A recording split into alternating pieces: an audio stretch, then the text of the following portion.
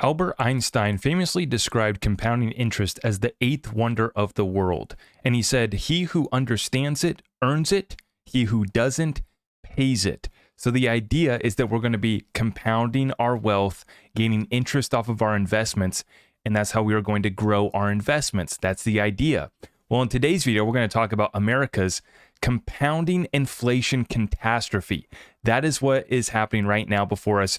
CPI inflation report coming out here today. We're going to talk about how the market moved and just how big this problem is, and how we have talking head pundits like Paul Krugman who are coming out and saying that the Fed has won the fight against inflation. Let's get right on into it. Now, if you appreciate all of our content, if you want to get in touch with us, everything's at my website, zachrector.com, and I appreciate you guys for sharing this one out far and wide. Let's get right on into it, guys. So right now, we're going to take a look here. This is the report that we got here today from Bloomberg.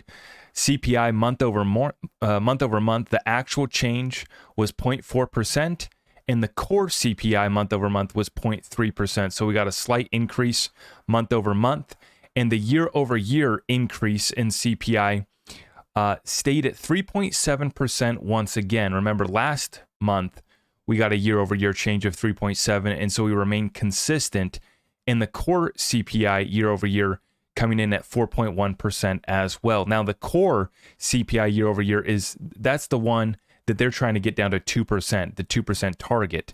And that's the one that excludes food and energy. Now, I'm going to show you guys Paul Krugman and the new super core inflation metric that they like to tout and they like to use that excludes all of the necessities. And so I'll show you that a little bit later. But here's how the market is reacting off of that news. Basically, the understanding now, the market accepting that the Fed is going to have to keep interest rates higher for longer. And so the market rolled back over. DXY, the dollar index, getting a little bit stronger, because if they are going to raise interest rates and they are going to get strong, that does add strength to the dollar. DXY ticks up, and Bitcoin cryptos roll over along with the equities as well. Bitcoin down to 26,700, Ethereum at 1,500, and XRP back to 48.17. Taking a look here at Bitcoin, and we see it retracing back to the 702 fib, hanging out right here at the 702 retracement level. 26,700 for our Bitcoin, back down today. The lows of today, 26,500. And then yesterday we were down there, same levels, 26.5, bouncing off that 702 retracement from our most recent high of 28.5. Taking a look here, 4-hour chart, and Bitcoin back below 27,000. Now let's get into it, folks. So on my watch list here, taking a look at how these stocks move today. Like I said, the DXY up 70 basis points here today to 106 for that dollar index. S&P 500 was down, NASDAQ down, and so was the Dow. We have Apple basically remained flat, up slightly. Tesla down 1.57%. Gold got hit a little bit here today, down 0.31%, and silver down 0.72%. So back below $22 per ounce for your spot price on silver. So if you're looking to take advantage of that, I just dropped a video this morning titled "The Investment of a Generation," and that was the direct quote from Andy Schectman, who shared a little bit of information with me yesterday that I had no idea. 500 ounces of silver are used in every Tomahawk missile. And so, like I said in that update, I'm not looking to profit off of the war, but nonetheless, right, this is out of my control, and the trend that we're seeing is so strong for all of the commodities, but the generational wealth opportunity for silver, absolutely massive. And the ability to preserve your wealth against this inflation that is clearly not going away is something that we want to consider as well. Now, crude oil basically remained flat here today at 83.50. So back down from where we started out the week. Remember, we ticked up this week to about 86, 87. We're back down to 83, and the most recent high that we hit for oil was about $95 per barrel. So we'll be watching that one closely. But here's how we got to look a little bit deeper at this inflation data, and it really tells a grim picture for where the United States is at and where the Fed is at against this inflation fight. So we call it the compounding inflation problem, and Kobesi Letter is going to summarize it for us right here. All the headlines say is that inflation is now at 3.7%. But what they failed to mention is that this is building on years of inflation. 3.7 inflation is building on 8.2% in September of last year and 5.4% in September of 2021. That means that inflation since September of 2021 has been nearly 20%. And remember, this is just on the CPI inflation phony fake metric that we're all looking at here, right? This is not real inflation, right? The CPI, headline CPI number really doesn't even paint the full picture either. Furthermore, even if the rate of inflation is falling, prices are still rising. Many people confuse disinflation with deflation. Even with disinflation, which we have now, prices are still rising. The Fed's job is far from done. And we begin to enter a period of stagflation, which is the absolute worst, where demand is falling off, but prices are still rising. That's the situation right now. Higher for longer seems to be the only answer for now. While we do not view interest rates rising further, a long pause is necessary, all as supply-side inflation has been and will continue to be an issue. Now, we have another Fed meeting coming up, and we'll see if they decide to raise rates once again here. What I'm interested to see is if this war doesn't end up lasting too much longer, and if we don't get anything too crazy. It was a black swan event of sorts, but the market was already kind of beaten up. And so, how much can you beat up a dead body? That's the situation in the United States. The dollar bouncing back up off this news, the DXY, with the assumption that even if the Fed doesn't raise rates one more time, the Fed's going to keep them higher for longer. You have to understand what this is going to do to us, folks. This is going to wipe us out. Okay, this is the financial tsunami that we've been talking about, and this just confirms that the Fed is going to have to keep the rates here for an extended period of time, while the mortgage brokers and the real estate agents are telling you to marry the house, date the rate, something like that. What is it? Date the rate and marry the house, right? The idea that, you're going to buy a house today at an 8% interest rate, but you're going to be fine because you're going to be able to date the rate and you're going to be able to readjust that interest rate or refinance in a year or so. I think that so many folks are going to get wrecked falling for that, that idea. And then I also think that the broader economy as a whole is late to the game, understanding that we are entering a recession, that stocks are way overvalued, that the equities are due for a historical correction, and they're late to that. Real estate's also lagging as well.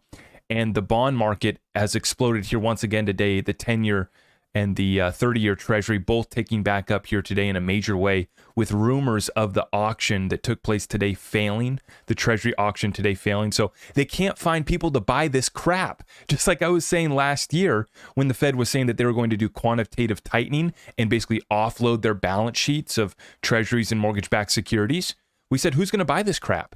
And you combine all of this with the BRICS nations dumping our treasuries, $123 billion worth of U.S. treasuries dumped just between the BRICS nations. That's not including all the other countries as well that haven't formally been accepted to BRICS or have shown interest in BRICS but haven't done a deal yet, right? There's many other countries that are dumping our treasuries in dollars as well. Now, this is the point that I'm talking about here, though.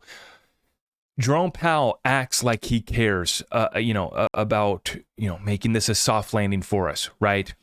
And he does so right alongside the talking head economists like Paul Krugman, who are an absolute joke. Take a look at this, folks. So Paul Krugman says, the war on inflation is over. We won at very little cost. Now, this is an absolute joke. It couldn't be farther from the truth. And we're not winning the war, and we're absolutely going to lose the war, as we have no chance of winning this fight against inflation. Now, this is called the super core. Now, so let's get this straight. Let's make this very simple. We got headline CPI inflation, which is 3.7%. We have the core, which excludes food and energy, at 4.1%. And that's the core, is the one that they're trying to get down to 2%. And what does it exclude? Food and energy. Two of the most important parts of understanding inflation and the cost of living, right? That's what we're trying to keep track of, is the cost of living here in the United States of America. Now we have the super core, which just excludes everything, essentially. Food, energy, shelter, and used cars, all excluded from the super core. And this is the data point that Paul Krugman is running with to argue that the war on inflation is over and that we won at very little cost. No, we're going to lose, and it's going to come at a fatal cost to Main Street. It's easy to be a talking head economist pundit who gets to go on CNBC and parade around with the Fed, right? But the situation on Main Street is much different. And I'll be honest, folks, there's not many things that really get me as worked up as this type of crap. This is BS. And they're setting up and priming the masses to think that everything's fine, inflation's okay. You don't need to call up your financial advisor and ask them, well, why your portfolio got slashed 10 to 20% last year and why your 401k is set to slash another 10 to 20%. And we might even have a historical depression level correction of 40 to 50% plus. Is your retirement portfolio going to be able to handle that alongside the equity that you had getting decimated as well in your real estate? That's the American dream. That's the fight here. And we have talking head pundit Paul Krugman acting like we've won at very little cost as we're getting taken into the slaughter by the Federal Reserve, rug pulling the U.S. economy and raising rates at the fastest pace in history. Don Johnson comments, Exhibit A of why anyone over 70 shouldn't be in politics or in any field. They start to do things like exclude food, energy, housing, rent, and car prices from their CPI calculations. Margaritaville, please, Paul. It's an absolute joke, and I couldn't agree more. I know some old guys and gals over 70 years old that are still sharp as can be, right? But in general, you got these folks who are hanging on. And the reality on the street is so much different from what the suits are telling us. Well, like I said, progress for Powell is pain for Main Street. So while we see the progress for Powell and the pundits, right, is going to be devastating, fatal pain, end of life, financially speaking, for Main Street America. That is the situation at hand, and that's why I'm so worried. Now, folks ask, what do I do? Well, I don't try to save my way through this inflation. I don't try to save my way, and I just throw out these data points right out the door. You know, you're reading me super core, which excludes everything that matters. Just get that crap out of here. You want to give me core CPI, which excludes food and energy. Get that crap out of here. That means nothing. And as I've been saying for the last year, inflation on anything that matters is well over 20%.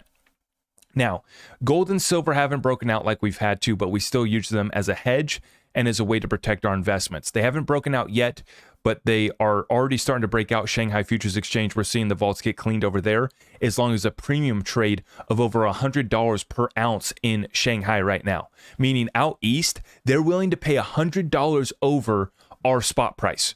Our spot price at what would it go down to? 1880 today, 1890, just below 1900. They're paying over $1,900 spot, but then you tack on the premium, you're over $2,000 per ounce over there in gold, basically back to all-time high for gold over there if you're looking to buy in Shanghai. So once again, how do we preserve our wealth? I like precious metals, okay? That's how I preserve. That's what I save. I don't save cash. What I do is I'm storing cash right now to go on the offensive to buy cash flowing assets that are going to not give me 5 and 6% returns. I'm not looking for 5 and 6% returns. I'm not even looking for 10% returns.